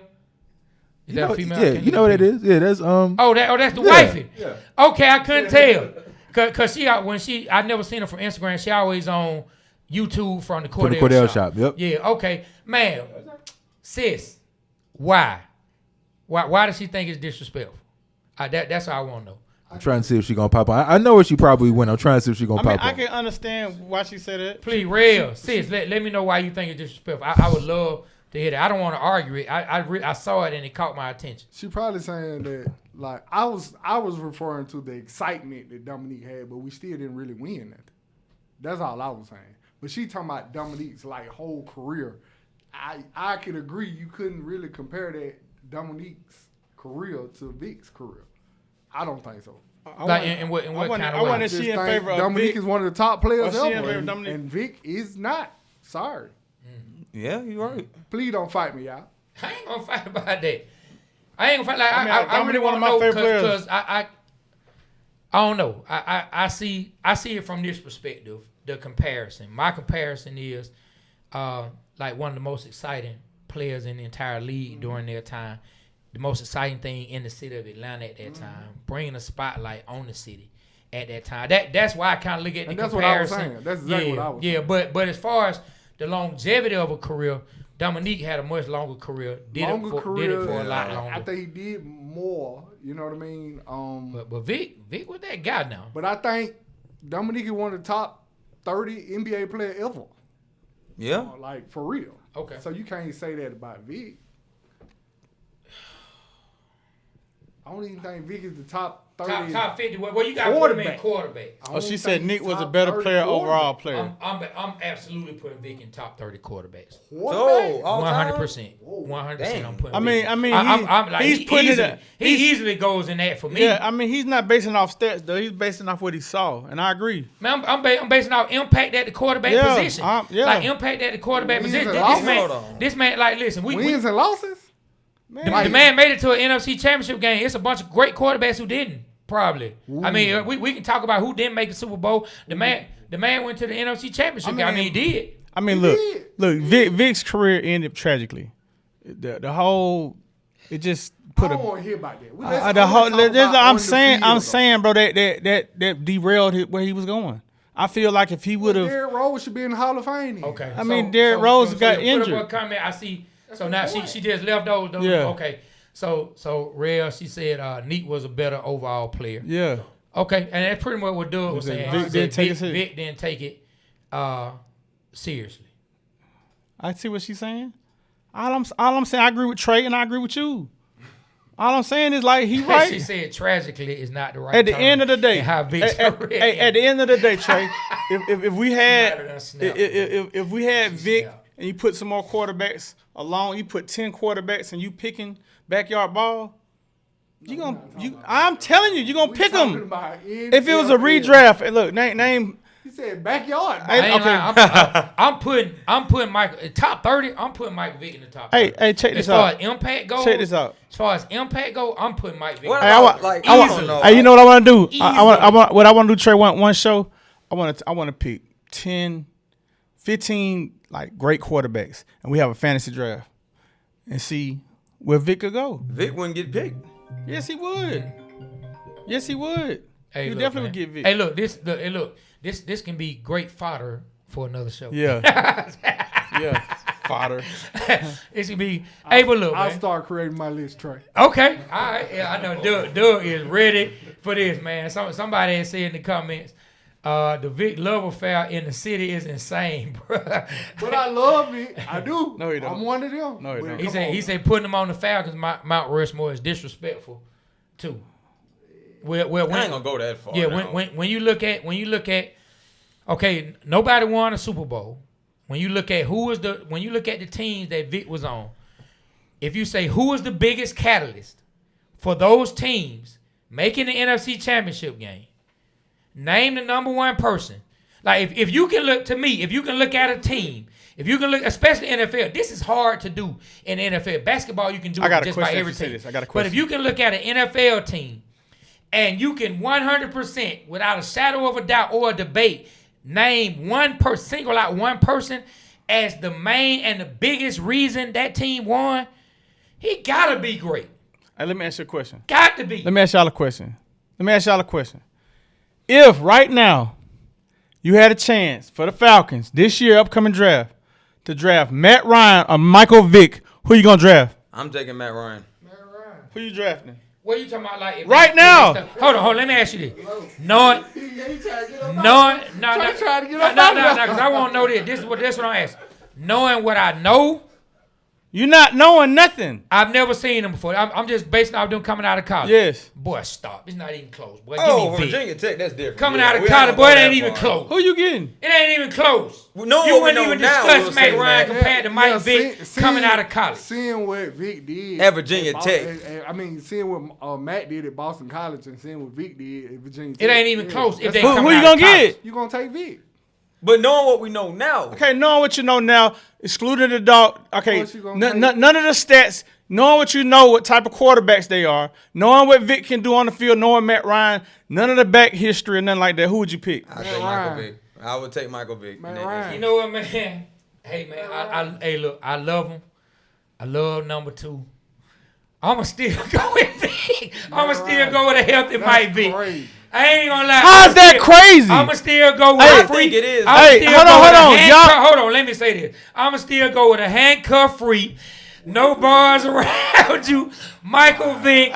No nonsense. Give me Michael Vick. I ain't lying. And his key point. And I love Matty Ice. I love Matty Ice too. But listen, give Michael Vick this defense that we have now. Put him in that. Like put Matt in that. With Drake, put Matt in that. Put Matt in that. Matt, we know what Matt would do with that. So what the? So we got. But think about how Nick ain't never had a defense, boy. Matt didn't never have no defense. Yes, he did get to the Super Bowl. Oh, come on now. Hold on. Hold on. Stop. Jamel said we change. Who's changing what? Who changed? I say I love Matt Ryan. Love what Matt Ryan did. But I'm saying if it came down to, man, I ain't gonna lie, bro. I'm gonna probably, if I gotta go with them at their prime, Man, I'm gonna have to go with Vic. And you pick any coach. I'm gonna be honest. We basing it off 1 year, y'all. I'm gonna be honest. Who? Go look at Vic.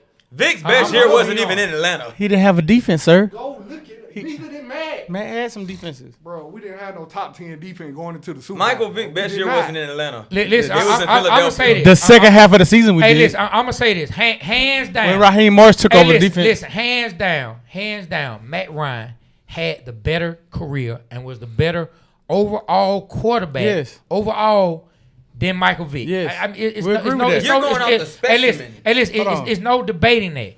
But if I can pick my coach and I say what I think can get accomplished, man, I'm gonna see what they can get out of Vic, dog. I ain't even gonna lie. I'm gonna see you take that talent, you take that ability, and get them the right coach. I would love to see what can get done with it. Now we saw what Matt looked like with Kyle Shanahan, and it's hard to go against 2016 because that was one of the greatest offensive seasons ever. But if you give Vic one of those type coaches, I would love to see what it look. I mean, we saw what it looked like in Philadelphia with Andy Reid. Like I would he love was to 2 see- years I would off love to football, see- 3 years. I'm holding this, but I don't want to forget it. When I leave, I want y'all to do this for me. Y'all pull up Michael Vick's career stats and look at the touchdown interception We're not talking about ratio. that. We're not talking about that. But how can we can't talk about that though? I mean, yeah, you can bring that. It was terrible. It was like It wasn't that bad. go look at it. Be Wasn't rich. that Go bad. look. I'm saying you just only I'm want to telling see you, the Trey, run. go look later. The split. That's all you want to see. Pull up the touchdown It's interception right. ratio. That's all you want to see, bro. Look up the It was numbers. bad. It was bad. His I best ain't year gonna was lie, in man. Philly. And let me He tell had you. one good year with us, bro, and I No, get he it. You didn't don't have want no to see one that. good year. Hey man, hey listen, this all I'm gonna say.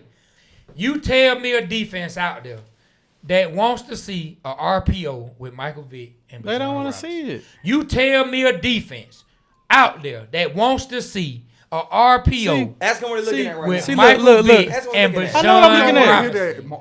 Good God. We don't want to hear the excuse. Ask him what he's looking at now. I know don't what wanna I'm hear looking at. He excuses. had 133 touchdowns and 86 interceptions.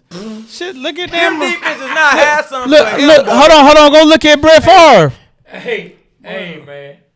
But what I'm saying is, you just looking at passing stats, my guy. You're not looking at the rushing stats and the rushing touchdowns. Oh, I thought we were talking about a quarterback. My bad. No, you ain't discounting that. You're not discounting that. His You're season not. high rushing touchdowns. You're was not. 6. You're not discounting. Yeah, it is. That's It's it. I eight. thought it It's might have eight. been It's 10. eight. It's eight. See, nine with Philadelphia. 9 with Philadelphia. So look, I'm not gonna say sad. this. Like I said, man, and love Matt Ryan. No disrespect to Matt. We gotta always give Matt his praise. Matt doesn't get enough praise because Matt overcame the Vic situation. Not enough praise gets thrown Matt Ryan's way for coming in and handling that situation, keeping his head down, not letting the noise get to him, and helping the franchise get to a place. So it's tough. I don't think you can go wrong either one. That's just my personal preference. And if you say Matt, I'm not mad at that. I think Matt with this team with the correct play caller now. We got to get Matt with a correct play caller. Get him with the right play caller, same as Vic. Getting him with the right play caller. I just would love it. Look, it really is tragic. A couple things are tragic. It's tragic that Vic didn't take his ish as serious as it should have been at the time. That he was too caught up in outside things, and he didn't Hanging out take. with And I'm Doug. gonna be honest with you, and I've said it on this show before. I was pissed off at Michael Vick for years, bro. Like I was mad. Me too. My heart got broken as a Falcons fan, and when everybody was arguing that Vic got mistreated, I was on the opposite because I felt like, hey, bro, I have to take things and put myself in the mindset of what if I would have done that. All I could blame was myself. And I felt like that's the only person Vic could blame. And I hate that he put himself in that position because he really messed up and he'll never get those 2 years back, right? Yeah. Looking at the game, the way the game has changed, though, from when Vic was here to what's there now, to what's accepted now, and the way they're able to coach the game now and call plays now and what's out there for quarterbacks like him now, I would love to see what a Michael Vick look like in 2026, my guy. I would love, Doug, think about that, though. Let's just say that. What would a Michael Vick, who the game and the coaches, they accept his game now. They teach And they do things to put accents to his game, to help uplift his game. It's not a pull. He was one of the pioneers. Yeah, so Vic, it's not a case where the quarterback is pulling one direction and the OC is pulling in another one. For sure. He can now, if he was in to get today's game, he could get with an OC where they could go in the same direction. What would that look like? That's something that unfortunately we'll never see. Hey, Slumdog Rio, he said salute to Vic, but Matt saved the franchise and the main reason that the building is up. You're right, Slumdog Rio. We got nothing but love for Rio. I mean for Matt Ryan. That's not what we saying. We're not saying that. We just saying Vic and Matt Ryan. You know what would we do right now? But we're not disrespecting Matt at all. We know Matt, and you're right. Matt didn't really have a defense until the second half of 2016 when Dan Quinn took over the play calling. B, let me ask you this. Yeah. The years that Vic played with us, how many seasons did he have more than 8 wins? I don't know. I don't care. It's right there in front of you. One. I don't care. One season. He had a winning record, bro. He had a winning record overall. Vic, Falcons led team with Michael Vick under center. He only had one winning record, and that's the year they went to the NFC Championship game. The year we beat Green Bay, we tied a game against Pittsburgh, and so he didn't have the winning record. B. Rich is talking about is 8-7. Oh. That's what I'm trying to tell you. 8-7-1. Because about playoffs? Because it was 8-7-1. What talking about playoffs? 8-7. What are you talking about playoffs? No. We were the number 2 seed one year in the playoffs. 2 different seeds. Oh, okay. 2 different seasons. Oh, okay. Yeah. But the year we played Green Bay, we were 8-7-1 because we tied against Pittsburgh. Remember, we were getting the slot beat out of us. You know what, Trey? It was 8-6-1. Okay. 8-6-1. Okay, yeah, because they played 16 games. The other season was 8-7. He still had winning records. It was 8-6-1. That's not. He had a winning record, Doug. I do. It should have been 8-7-1. I do. Because they played 16 games, right? That's why Atlanta in the shape. 16, yeah. One of the games he didn't start. Yeah. That's why we in the shape we in. Because you consider that a winning record. Right. Hey, look, man. We're going to go back and forth with this. I know, man. So we might as well stop, man. This is about the longest show we've done since we interviewed Roddy White and John Abraham. You know man. What I'm saying? Hey, take us out of here. Hey, but look, man. Hey, look. Shout out to my boy Mike Cato for coming through. Shout out to all the folks over at the Blue Flame. Shout out to Hip Hop Mike. Hey, look, man, if you out there, man, you want to go get you some good food and see some nice shoes, hey, man, go on through the Blue Flame. You know what I'm saying? Go on through the Blue Flame, get you some good food, and see some nice shoes. You know what I'm saying? Make sure you go through there. And look, if your lady got something to say about it, say, hey, babe, I got to eat, and I like shoes. It is what it is. You know what I'm looking for some shoes to buy you, baby. You know what I'm saying? Yeah, I'm just trying to see what looks good. You know what I'm saying? Hey, but look, man, shout out to Hungry AF. We appreciate them. Shout out to Nagel and Associates, our boy Danny Nagel. He came on the show. And shout out to the whole squad. Shout out to each and every one of you. Like we said before, please, at the end of this episode, make sure you like, subscribe, share. Make sure you leave us a 5-star rating on Apple Podcasts, Spotify. Leave the comments. We will read your comments and talk about them. Shout out to everybody, man. You get you some blood pressure birds hoodies, man. Right now, 285clothing.com. That's 285clothing.com. Yeah, man. And look, on that note, we about to get on up out of here. So, like we always say about this time, the Waterboy Show, we represent Atlanta because Atlanta represents us. On behalf of myself, Trey, our boy Mike Cato, my partner B Rich, we got Mario and Doug. And I can't forget my boy Big Low Country Sports. Hey, man. Big Low in the building. Hey, man, y'all make sure y'all check out our boy Big Low. Go to his YouTube page, man. Always dropping some real good Falcons content. He said, hey, if you single out there, you're a lady, and you meet you a man who a Falcons fan, stick with them because they'll stay loyal to you even through the BS. You know what I'm saying? So, look, on that note, the Waterboy Show, we are out. Kill the camera.